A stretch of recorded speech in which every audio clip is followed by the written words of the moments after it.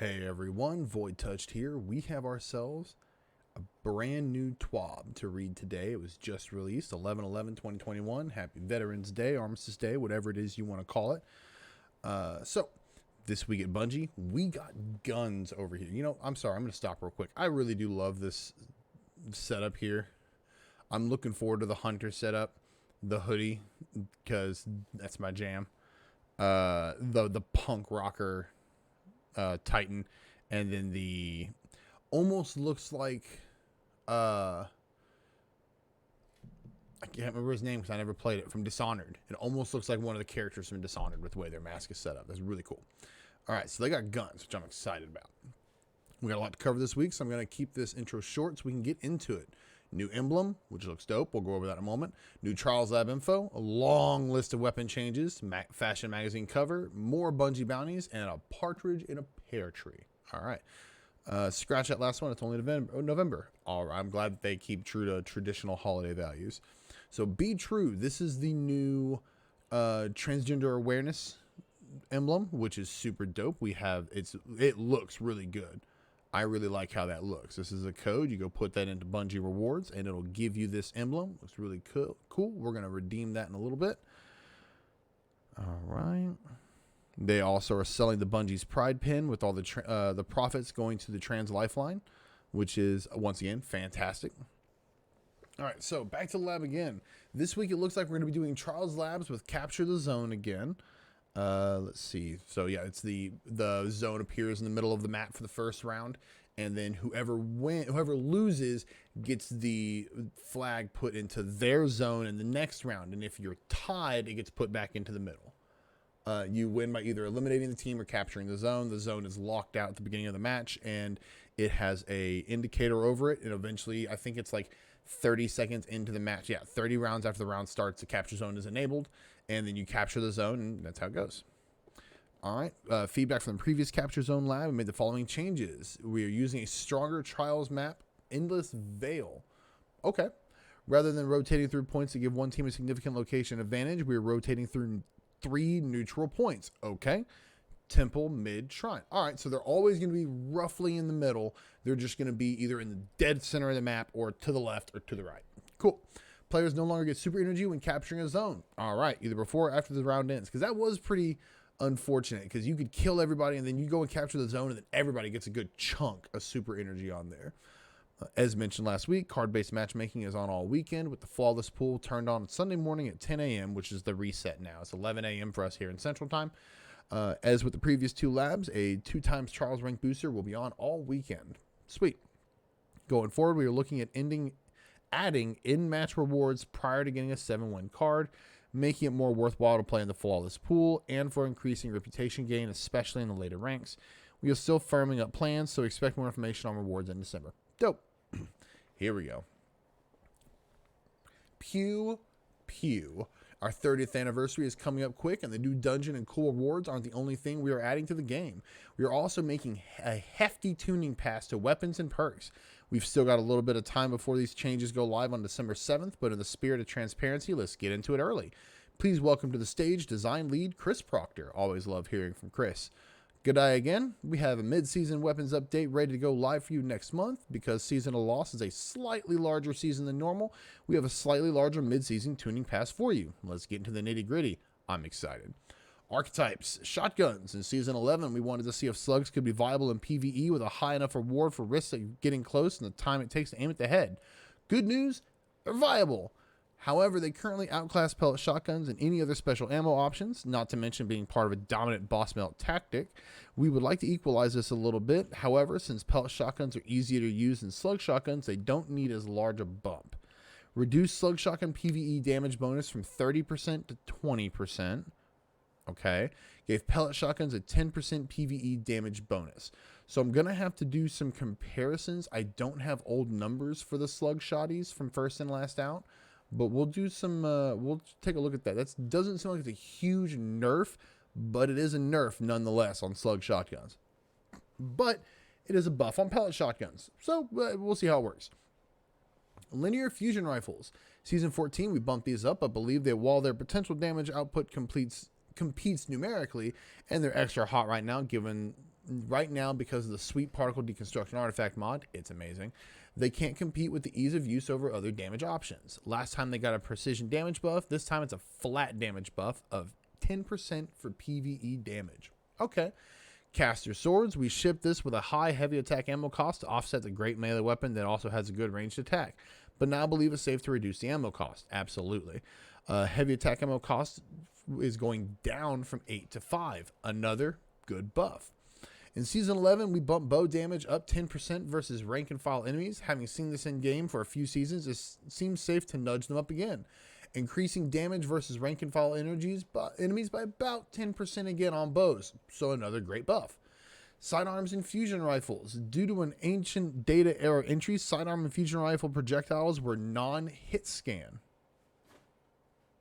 Sidearm rounds weren't hit scan? Okay. Behind the scenes, the engine does math converting a projectile from non-hit scan to hit scan if it would cover a specific distance in one frame. This would only occur running at 60 frames per second or higher.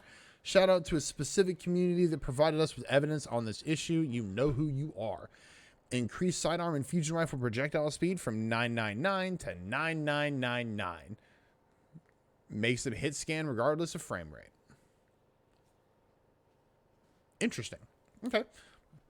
So, once again, another buff. A lot less ghost bullets from your sidearms, and fusion rifle projectiles will actually seem to smack into enemies a lot easier.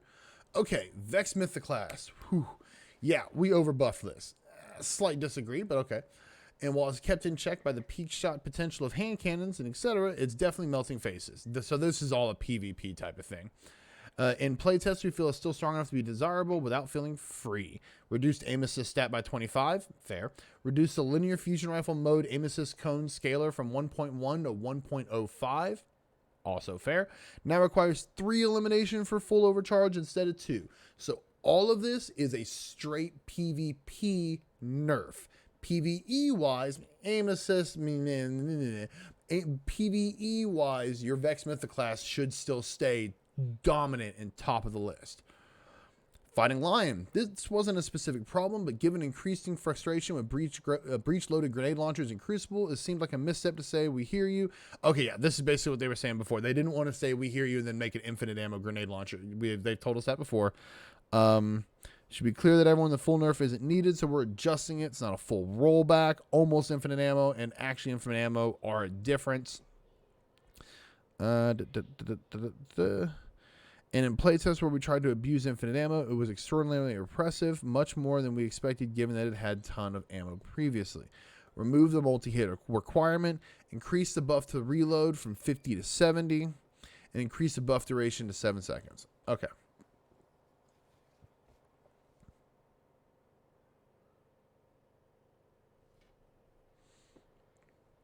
Arbalest. We've always wanted to have this utility in high difficulty PvE, but its lack of champion mods prevented that, and it's all about shield breaking already. So we're fixing that. Arbalest now has intrinsic anti-barrier. Sleeper Simulant. The delta between Sleeper and the best legendary linear fusion rifle wasn't large enough to make this a compelling option. So while it benefits from the 10% damage buff above, we've given it some additional love. Magazine size is going from 3 to 4 and PvE damage increased by 6%. Sleeper Simulant's DPS just went way through the roof. It has an extra round in the magazine and it's getting a full 16% damage buff in PvE. That's phenomenal. Soros Regime. Dual mode receiver always made Soros a worse 360 RPM auto rifle, but fixing that is a straightforward stat bump. This may not make this mode dominant, but at least makes it do what it was intended, turn it into a high impact auto rifle. All right, so when you had dual mode receiver on, you now get plus 30 range and plus 3 zoom. Okay. Cryostesia 77K. Given the state of stasis in PvP at the start of Season 14, we deliberately shipped this weapon in a weak state, which almost physically hurt us, but was the right decision. Not wanting to contribute to the problem. Fair enough. Now that we've had more time to evaluate the state of the sandbox, we've reworked the exotic to address its weakness in PvE, specifically the following pain point. Fire on release with the charge of the trigger, losing all ammo on firing the freezing shot.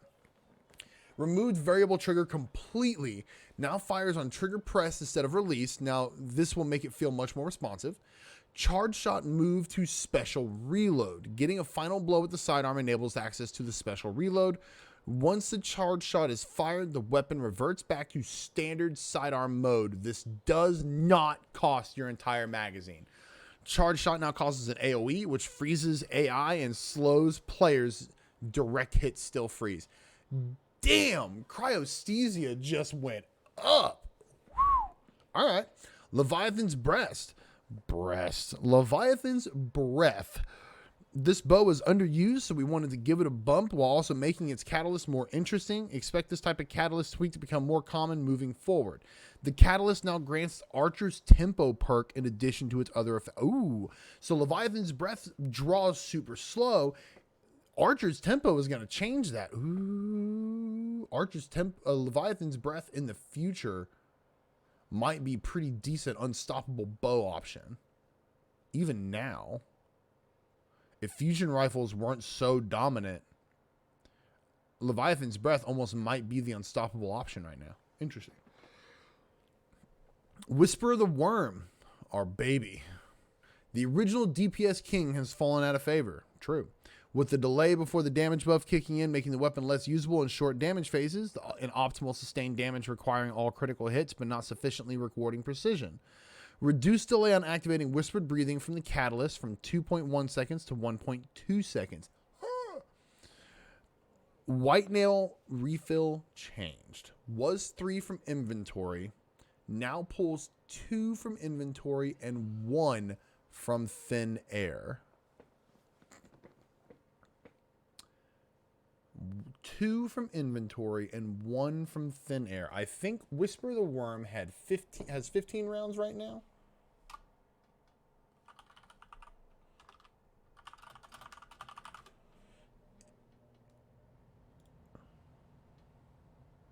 It holds 3 in the magazine.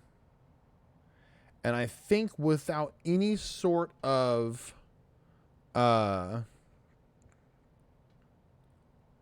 reserve perks or anything like that, you hold 12 more in reserve. So you've got 15 rounds.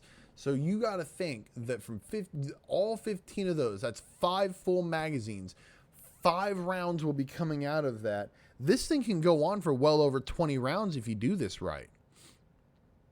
And with a 10% PvE buff and Whispered Breathing is almost half the time to activate. Whisper of the Worm is getting ready to become a monster. I'm looking forward to it.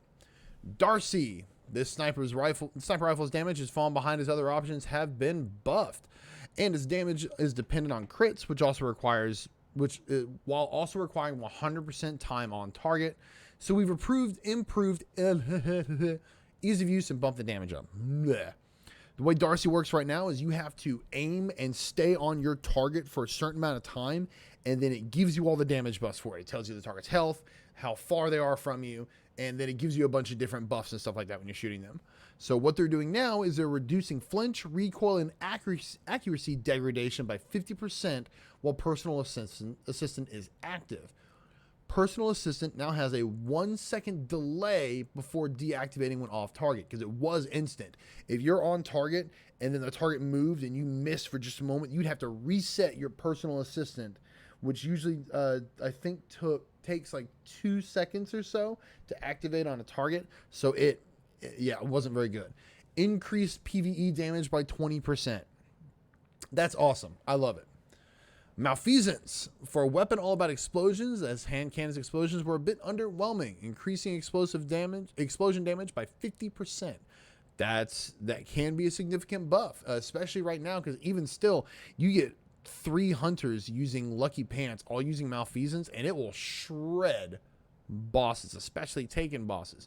With this, it's going to be even more gnarly. So, Dead Man's Tale. We've seen the scout rifle usage drop dramatically on console since the recent nerf, so we spent some time tuning it in a way that benefits controller much more than mouse and keyboard. I.e., we don't believe this buff will improve this weapon much on mouse and keyboard, specifically touching hipfire with the catalyst. Note, this isn't actually branching the tuning between input devices, but the bits we touched are either only present or are much more impactful on controller. Increased reticle friction fall off distance, no effect on mouse and keyboard. Less recoil, reduced effect on mouse and keyboard. Improved accuracy, reduced effect on mouse and keyboard. So the reticle friction fall off is on when you're using a controller. When you slide over an enemy, the reticle will move fast and then hit the enemy and then drag as you're moving past them, because the input isn't as precise as a mouse.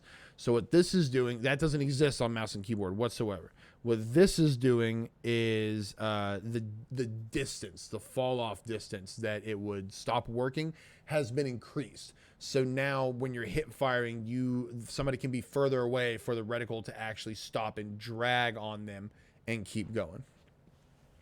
Heir Apparent Catalyst is a monster, and this is probably the nerf we're looking for. There was a data error in the Heir Apparent Catalyst, resulting in it granting too much damage resistance against players. That has now been corrected. No effect in PvE.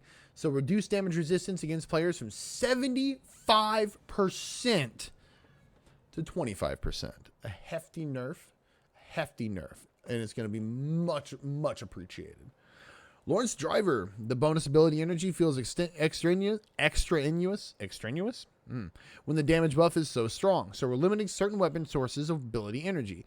Removed ability energy regeneration on picking up a telemetry. That's fair. Telemetries are one of those, especially in PvP, that you may not always get. In PvE, you definitely want to be seeking them out, but in PvP, definitely not. Definitely not, but it's not that common. So yeah, I'm okay with that. Traveler's Chosen. Oh, we're gonna hide that adrenaline junkie. We're gonna go down here. Traveler's Chosen. The ability energy granted from the perk was on a curve that isn't intuitively understood. Similar to Lawrence Driver, it seemed appropriate to adjust this in PvP. These changes aren't noticeable in PvE. Now grants 10% ability energy per stack on activation. Was previously more generous on low stacks, less generous on high stacks. The average and amount for 10 stacks are unchanged. Reduced stacks granted on Guardian Defeat from 3 to 2. Okay, that's not bad. That's pretty good. All right.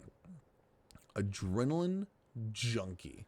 This perk wasn't performing as well as intended, and the path of least resistance was making it live up to its dev name, Grenade Buckler. Eliminations with that weapon can now add single damage stacks or extend existing ones. Grenade eliminations boost the stack immediately to ×5. Lower the duration to compensate for weapon activation. Yeah, so basically it's Swashbuckler with grenades. That's fantastic. Vorpal Weapon. A perk that grants 15% bonus damage against all targets I'm going to use my heavy weapon on. This was a non-choice and sucked the air out of the room for all their damage perks. At the same time, it was failing at its original role, giving players a reason to run a primary weapon against tough targets. Was 15% on all weapons, now is 10% on heavy, 15% on special, 20% on primary. No change to damage versus players in super. Okay. I'm okay with that. That makes a little bit of sense. That really does. 20% on primary, that's going to make it super interesting. Whirlwind Blade. This was too obviously the best sword damage perk around, so while we're fine with it being good at sustained damage, we're pulling it back for shorter fights.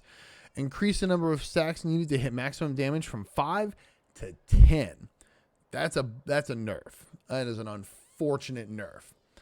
Pulse Monitor. What if instead of activating it when on what feels like a fail state, this activated on a state you'll be in almost every encounter, even if you're winning? Change threshold from activation from 90% health to 30% shields. This now requires much less damage to trigger. Interesting. We'll see how that works. All right, mod changes. There's a lot of mod changes. Quick Access Sling. The usage of this mod is very telling. It is extensively used on bows and breach grenade launchers and barely used on all other weapons. At the same time, we've pulled down some options players had for improving their swap speed and wanted to make an option available for building towards that on all legendary weapons. We'll be watching how this feels in the wild and may revisit later. Functionality changed. Was plus 100 handling and 0.9 times ready slow aim down sights for 0.4 seconds after running out of ammo. Now is 0.9 ready stow time all the time. This change is also applied to the Swap Mag perk, as they use the same perk behind the scenes. Interesting. Full auto retrofit. We've seen plenty of requests for an accessibility option allowing full auto fire, particularly on fast firing semi-automatic weapons. We have a settings option in the works for a season after the Witch Queen launches, but decided to put in a stopgap to help players until we were able to ship it. Please keep these types of suggestions coming. Added a full auto retrofit weapon mod that enables full auto while the trigger is held, usable on legendary hand cannons, sidearms, scout rifles, and pulse rifles. This is unlocked by default for the player. So it is a mod that you're able to put in on a weapon that makes it full auto, but it takes out the mod. Okay. The near future. Annual expansions are a good time for system level changes, since they get so much more playtest time over a longer duration compared to a normal season. We don't like the desire for exotic catalysts, is largely driven by the orbs of power generation they provide, and have something in the works to let players build around that limitation. Weapon differentiation. If I have 2 void adaptive hand cannons, one for the Soros Foundry and one for the latest raid, why do I care about one more than the other? The stats tend to be fairly close. Perk pools can be different, and there can be so many perks, and it's a stretch to say the perk pool gives the weapons its identity. We've got something shipping on an all-new and reissued weapons in the Witch Queen that addresses this issue directly, and we are working to expand the same solution to all weapons that drop in the future. We mentioned in the last patch notes that we're not done with special ammo economy and PvP, and have a further tweak coming that should help bring down the amount of ammo floating around. Exotic primary weapons already advance ammo finder mods much faster. We want to make them feel better in hard PvE content, and we're adjusting all of them to reach this goal. We're adjusting some exotics, some that consistently top the PvP usage charts in an impressive way, some that had their perks limited to a degree that it's no longer warranted. I'm looking at you, Chaperone. That thing is dominant. Stompies are going to get nerfed pretty soon, I'm sure. There's something that's going to be done to them. But cover story, Threads of Light is back. All right, we've got ourselves some pretty good looking ones. Vanquish, Twisty, and Dawson's Son. Let's see. November 18th is when they're going to be getting their emblems, it looks like. Oh, the next set is going to be November 18th. Dope. More bounties. I am super excited. What we missed out of last TWAB from last week is we didn't have any Latin America streamers. Now we have 3, and that's fantastic. I wish we had more, but hey, these 3 going in there and representing that part of the world is phenomenal. We are adding these to the full schedule from last week, so these are just some additional ones. Benny, going on. Dope. So if you have one place to check to see when the next bounties are going live, sweet. Lullaby, and good night.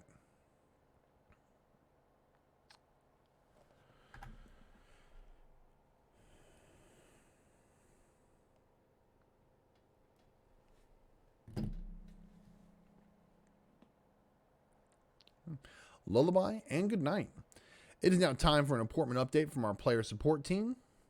Calendar changed with Trials Labs Capture Zone coming back this weekend. Bonus Trials ranks will come with it. As a result, extra Nightfall rewards have been shifted to next week. Earlier this week, Destiny 2 players in the US and Canada were sent an email and survey about a user research opportunity. Many players have reached out to us that they haven't received any kind of email from us in a very long time. This could be caused for several different reasons, but the best way to start receiving our email again is to follow these instructions. Go access your BungieNet profile, turn on receiving these emails, so forth and so forth. Hotfix. Let's see. All right, that's the one we just got. We have an extended downtime next week as well. We have an increase in Rutabaga arrows. Frenzy and Rampage perks and the Rampage spec mod are all named the same in Chinese. The Wicked Overgrowth shader isn't available for players who completed the Iron Banner quest on all their characters before our fix went out to correct the issue.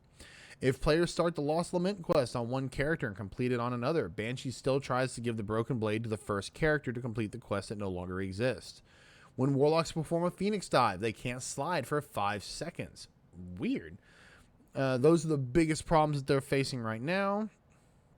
We have the videos of the week. This was a super dope costume. Somebody made an Elixir with their babies. The hatchlings, that's great. Awesome little art there. Riven, always looking great.